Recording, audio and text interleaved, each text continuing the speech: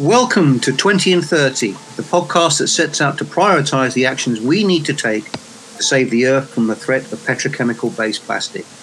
Plastic production emissions are overheating the planet, and chemical residues are poisoning its inhabitants. In spite of current efforts, the damage is still mounting. We need to do something fast. To help us today, we have somebody who is leading the effort to develop alternative materials that will take plastic out of the biosphere and eradicate the need to produce more. He's here to provide answers to 20 literally burning questions that will hopefully help us, the planet, make a plan. We haven't got long. Something significant needs to happen by 2030, and this podcast has only got 30 minutes, so we better get on with it. And so, question number one, who are you? So my name's Chris Holland, and I'm an academic in material science and engineering at the University of Sheffield, and I run the Natural Materials Group.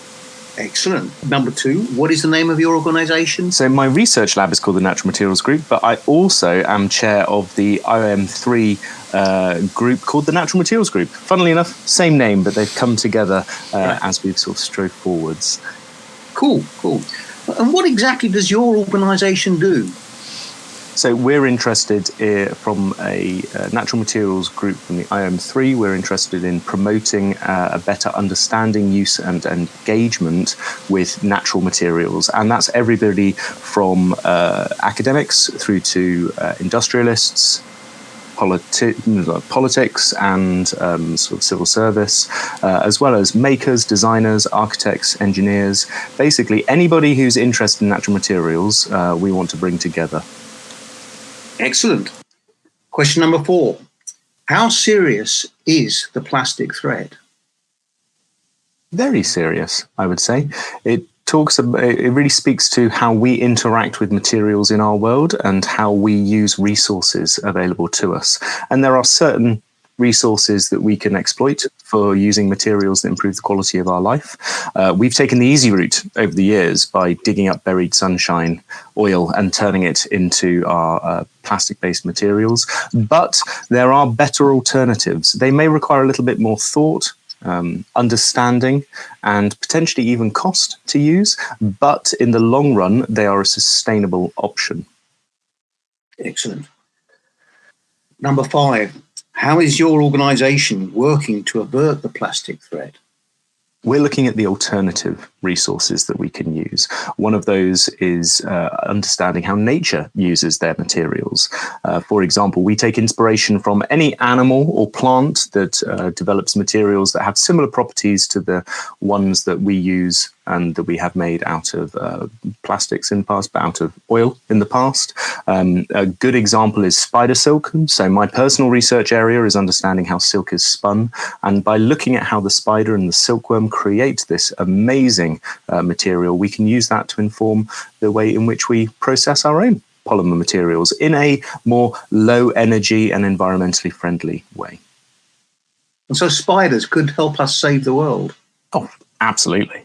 I mean, they've been making material that we cannot replicate at all for 350, 400 million years. So there's been a lot of sort of research and development put into this through evolution, i.e. natural selection in life and death scenario. And tested through time and the fate of the animals has created this fantastic material that has this wonderful combination of properties. It is both stiff and strong, which means it's incredibly tough and it can absorb a lot of energy. And if we can design our materials along the same kind of blueprint and guidelines that nature has when it comes to spinning and producing spider silk, we'll be able to produce materials that by far and away outcompete our current sort of modern high performance fiber-based alternatives such as Kevlar or PBO. And we can do that under benign conditions. And we'll be able to do that using not buried sunshine oil, but by using simple protein sources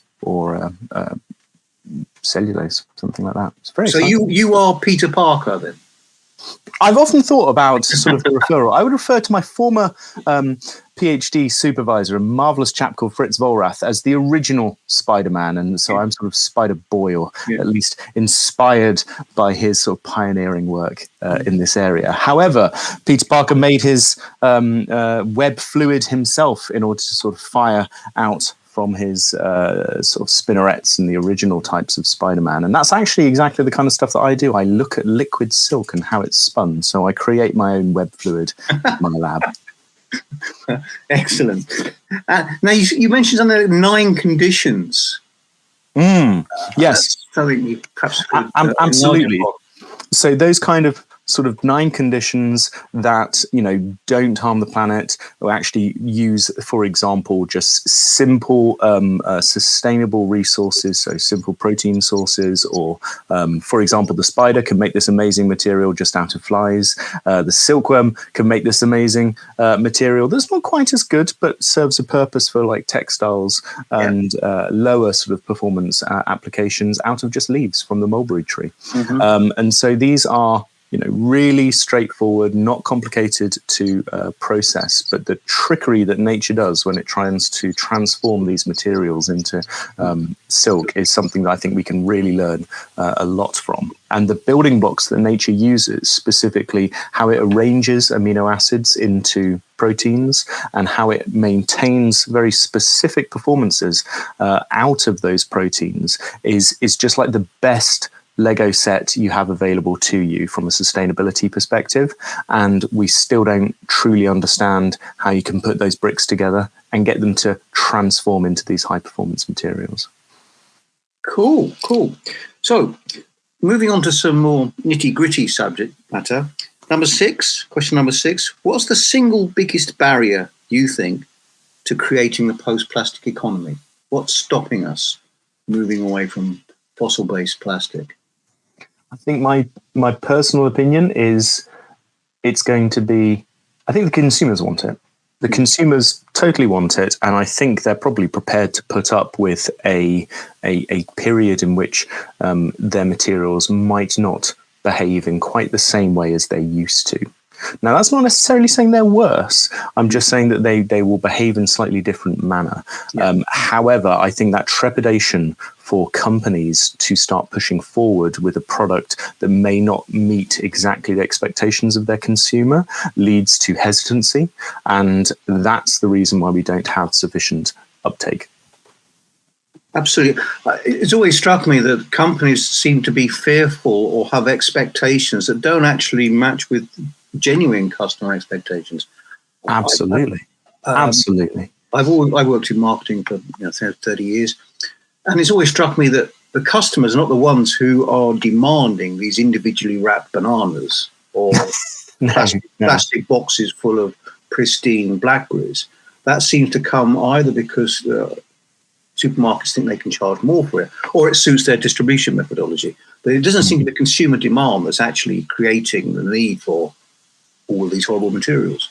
No, not at all. I think it always comes down to bottom line, and there's usually a whole range of reasons. For example, like shelf life and distribution sort of ability for things. But I think it's one of those roads that once you're set on, it's very difficult to sort of move off that path, because there's, I would say in general, a lack, or there is a hesitancy from a business perspective to take risk, and risk is usually associated with innovation.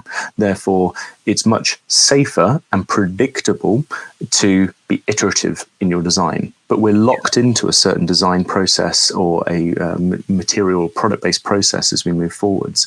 Therefore, it's those individuals and those disruptive technologies that come about. So, for example, when SMEs decide to engage and make a different type of material, those disruptive entities will eventually win out, but it requires a lot of sort of trial and error and giving consumers the choice.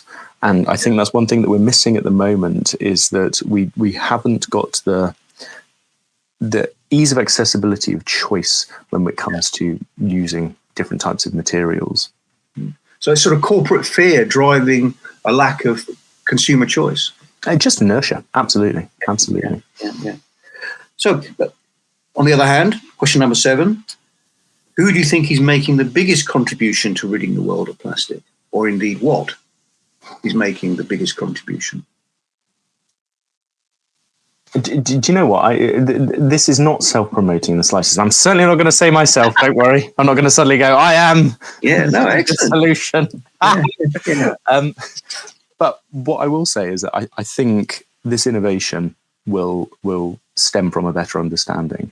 And I think it's those countries who support innovative and creative ecosystems. Now, that will mainly come from sort of an academic standing, so research institutions that are trying to better understand alternatives, because once that understanding is there and that understanding is promoted in a free and accessible manner through publishing online, not keeping our secrets behind closed doors, that then can be taken on by the innovators, the industrialists, the SMEs, to actually sort of help develop and create products, because it is a whole system. So it's not just academics beavering away, finding out a new widgety thing. You've got to do something with it.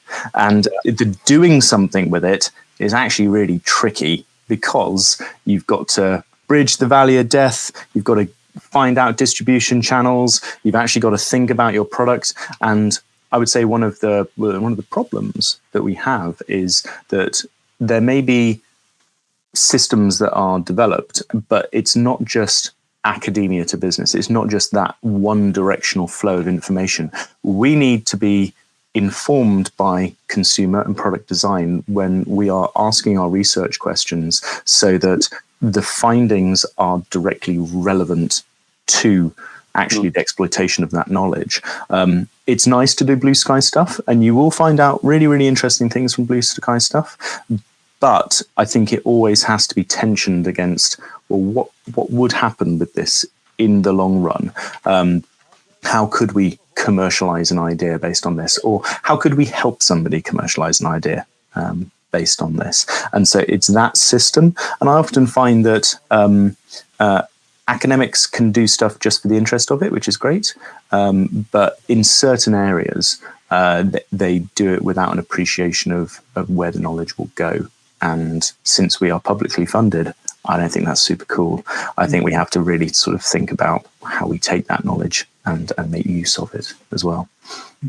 Indeed. I mean, that's exactly where Circular is coming from, in that there are lots of things in place and operating at, I'm afraid, albeit a small scale, but there's nothing really joining all the thinking up, creating the supply chain that can rival and improve upon the supply chain that drives the petrochemical industry, which is... Absolutely. I completely agree. This is why I'm so sort of interested and excited about this sort of endeavor by Circular, in terms of it really is trying to help people find a solution or alternatives to their material requirements. And because a lot of this is disruptive tech that is popping out from a whole range of different areas, you need networks. You need networks and people you know. And so that's partly what Natural Materials Group from the IM3 does, as well as it provides a forum for people to talk to each other, which is great to make personal contacts.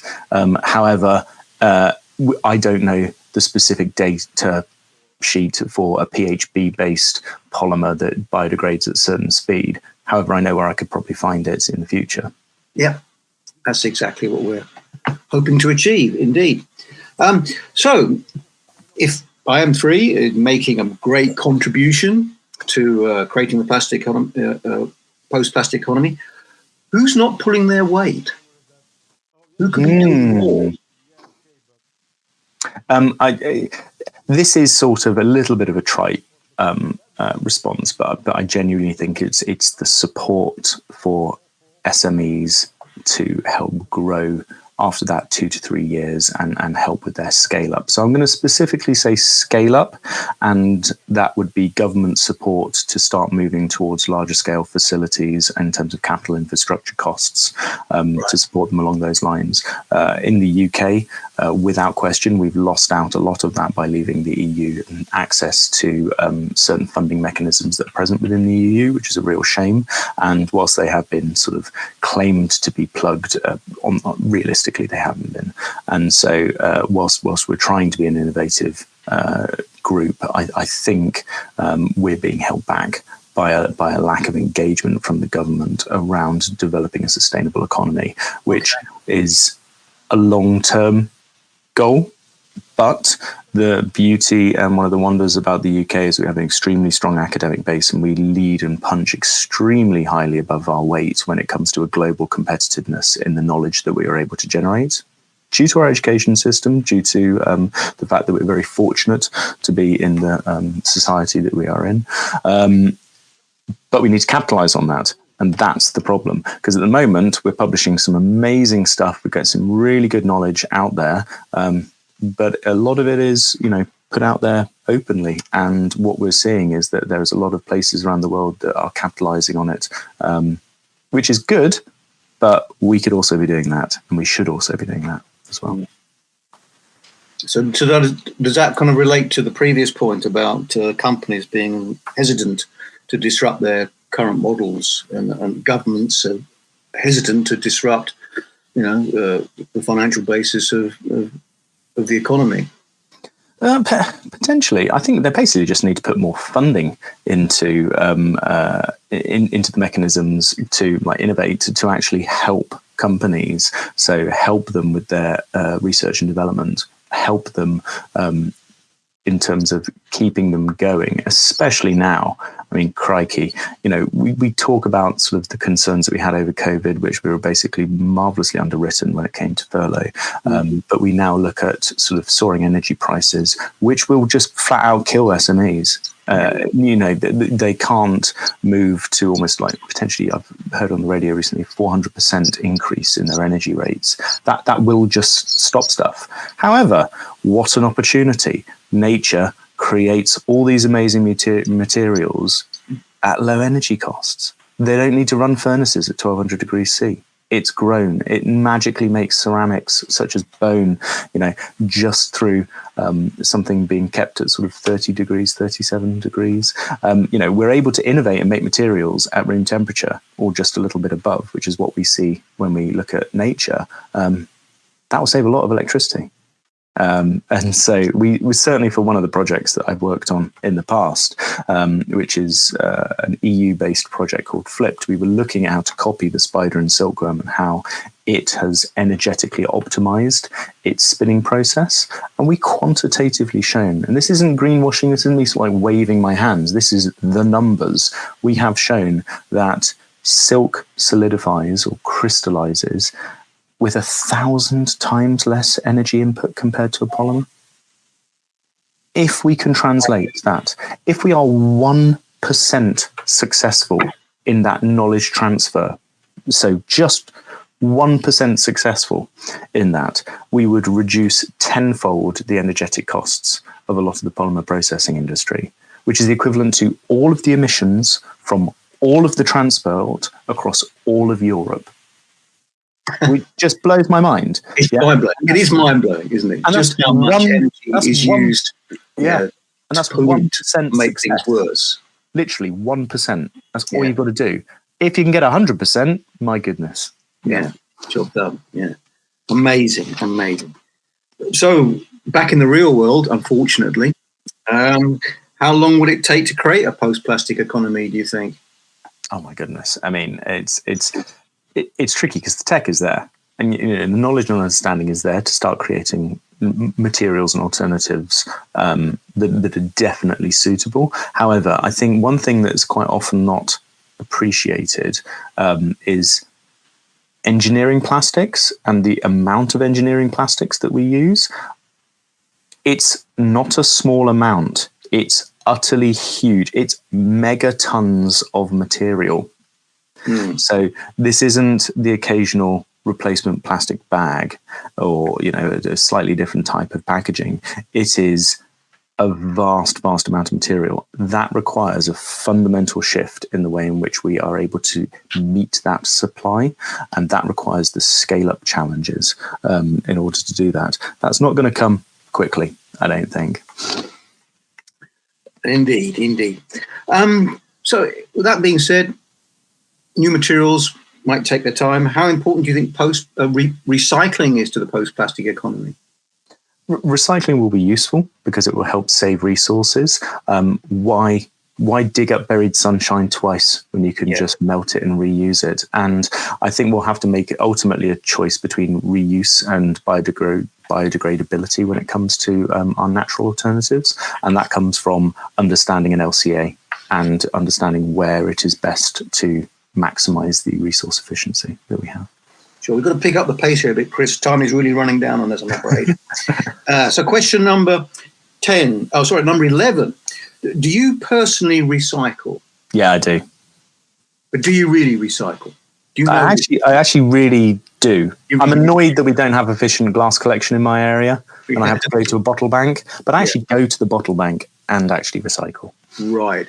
So you very carefully and specifically, because you've researched into this, you know what these people do with the materials, you know what genuinely does get reused and what doesn't. Yeah, I actually teach on it, and so I know all those little numbers mean on your packaging. Do you think that different places in the country are better or worse at doing it? I mean, I know that it's interesting that different local authorities have different bin systems. Like my parents, they have a bin system where they collect paper and card in one bin and plastic and glass in another, whereas I just chuck it all into the same bin. So that gets me thinking, am I actually recycling it? It totally depends on where it's shipped, whether it's even shipped within this country, or it's shipped out and sold out. It totally depends on the local contract and the contractors to deal with that. Yeah. Good. Number 12. Do you think that circularity, this buzzword circularity, is really that important? Is circularity all that it's cracked up to be? I personally think it is a measured decision about what the best way of maximizing resources. That may involve circularity, that may involve a different approach. Plastics were originally designed back in the sort of like 40s, 50s when they came about as a stopgap. Normally, they were digging up oil and burning it for energy. Well, they thought at the time, well, we could dig up this oil, turn it into a material that we use for a few years, and then burn it at the end. And ultimately, the oil gets burned. It's just there's a nice, useful stopgap in between. And I think that's an interesting concept to remind ourselves of, in terms of you've got to think about the entire life cycle of the product and the energy that it embodies and how it can be used. So circularity, great.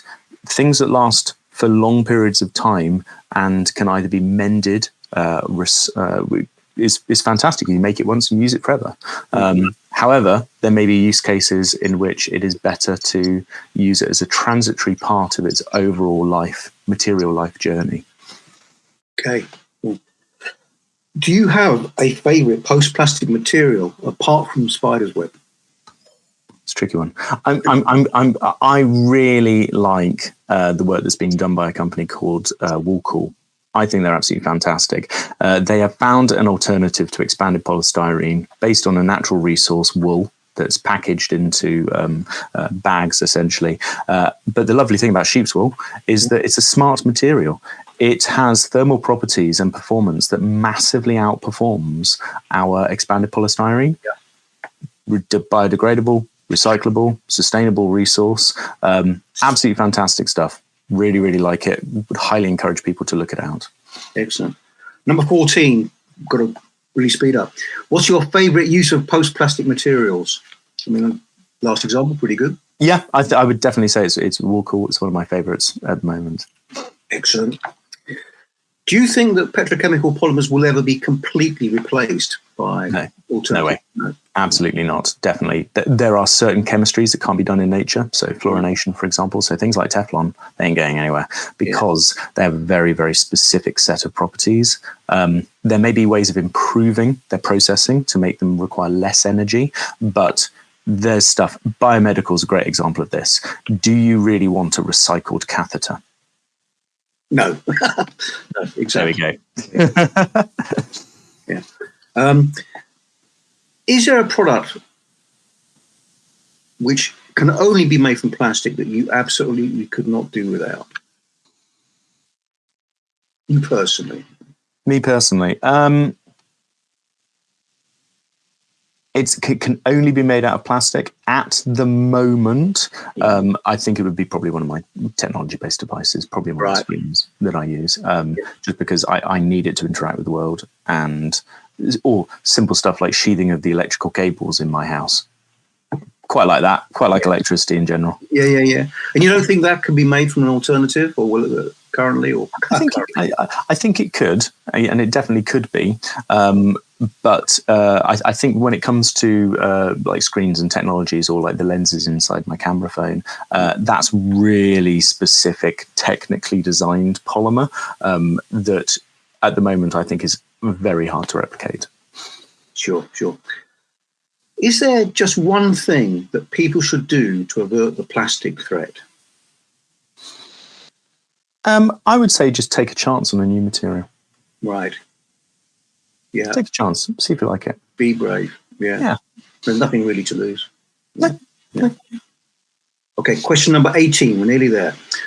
What's more important, legislation, market forces, or public opinion?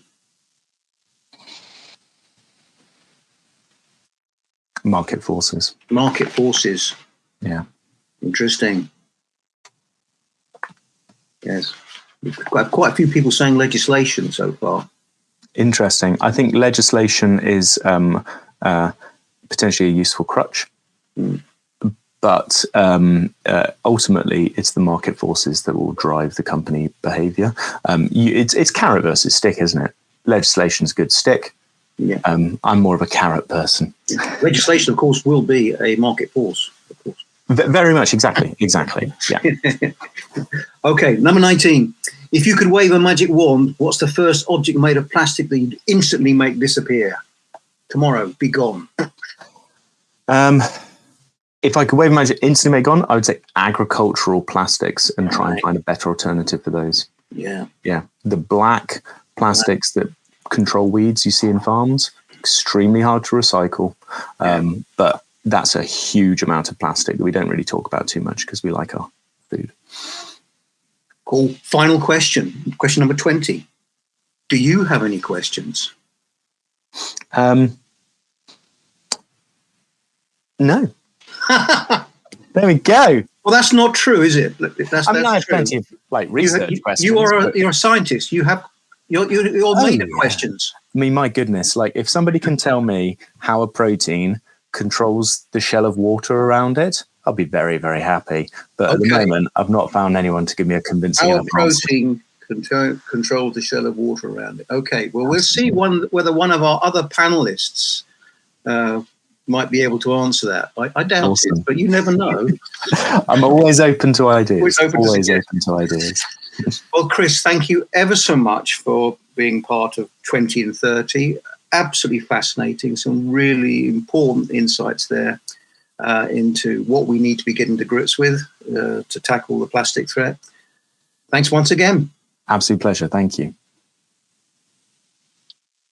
And so, what have we learned? Well, unsurprisingly, given that Chris is a leading academic, we've learned an awful lot. Firstly, we learned that the materials and technologies we need to wean us off fossil-based plastics are already here. They've been millions of years in development, mostly by creatures with 8 legs or more. Secondly, we learned that while companies may not be scared of spiders, they are scared of making them move away from plastic, even though the idea of not moving is way more scarier. We learned there needs to be better communication and understanding between science, business, and consumers, and we should probably add government to our list. However, government is actually right to focus on growth. But so long as it's the growth of the SMEs that currently make up the alternative materials sector. We now know that sheep's wool is really smart, as in intelligent, and not just sartorially. And finally, we learn that to recycle effectively, you need to at least have a PhD in material science, or live in shiny Sheffield. The irony that a steel town is leading the move away from plastic. Thanks for listening to this episode of 20 and 30.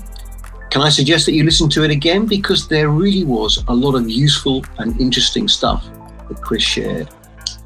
Next time, we'll be talking to somebody from the world of couture. Hopefully, we'll learn that sheep's wool isn't the only smart thing in fashion. 20 and 30 is brought to you by Circulor, integrating people, resources, and systems for a post-plastic world.